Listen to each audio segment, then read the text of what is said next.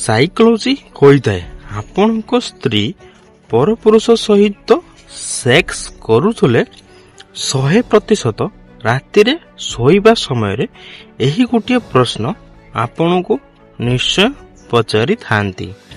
ଯଦି ଆପଣ କୌଣସି କାମରେ ବାହାରେ ରହୁଛନ୍ତି ଓ ଆପଣଙ୍କ ସ୍ତ୍ରୀର ଆଉ କାହା ସହିତ ସମ୍ପର୍କ ରହିଛି, ତେବେ ଘରକୁ ଆସିବାର କିଛି ଦିନ ପରେ ଆପଣଙ୍କ ଯିବାର ଟିକିଏ ଡେରି ହେଲେ ସ୍ତ୍ରୀ ଏହି ପ୍ରଶ୍ନ ଆପଣଙ୍କୁ ବାର ବାର ନିଶ୍ଚୟ ପଚାରିଥାନ୍ତି, ତୁମେ କେଉଁ ଦିନ ଯିବ କି?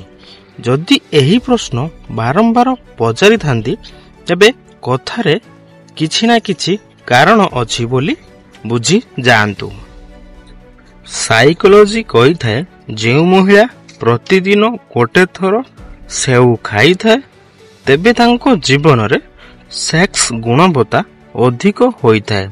ତା ସହିତ ବହୁତ ଆକର୍ଷଣୀୟ ଦେଖାଯାଇଥାନ୍ତି।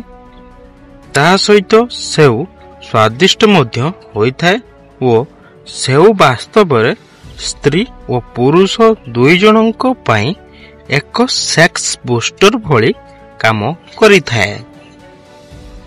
ସାଇକୋଲୋଜି କହିଥାଏ ଯେଉଁ ମହିଳାମାନେ ରେଗୁଲାର ସେକ୍ସ କରିଥାନ୍ତି, ତେବେ ତାଙ୍କ ମୁହଁରେ ସୁନ୍ଦରତା ସାମାନ୍ୟ ଠାରୁ ଅଧିକ ଚମକି ଉଠିଥାଏ।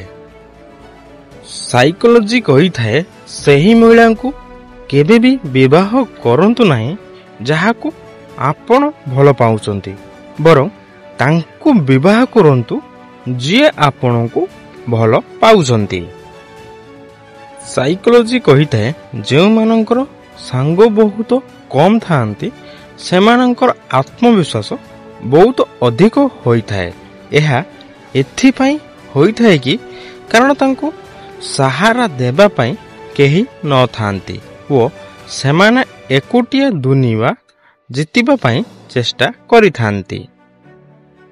ସାଇକୋଲୋଜି କହିଥାଏ ଯଦି ମହିଳାମାନଙ୍କର ଦଦିକୁ ଧରୁଛନ୍ତି, ତେବେ ମହିଳା ଆପଣଙ୍କର ଗୋଲାମ ହୋଇଯିବେ।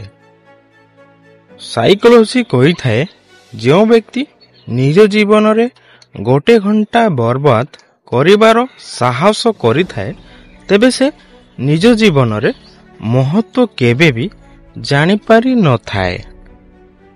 ସାଇକୋଲୋଜି କହିଥାଏ ଯେଉଁ ବ୍ୟକ୍ତି ନିଜ ସ୍ତ୍ରୀକୁ ବାରମ୍ବାର ଅପମାନ କରିଥାଏ, ତେବେ ସେ ଗରିବ ହେବାର ଚାନ୍ସ ସବୁଠାରୁ ଅଧିକ ଥାଏ।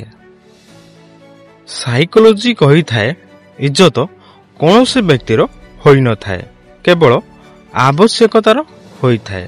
ତେଣୁ ଆବଶ୍ୟକତା ଶେଷ, ଇଜ୍ଜତ ବି ଶେଷ। ଏହା ଦୁନିଆର ସତ ଅଟେ।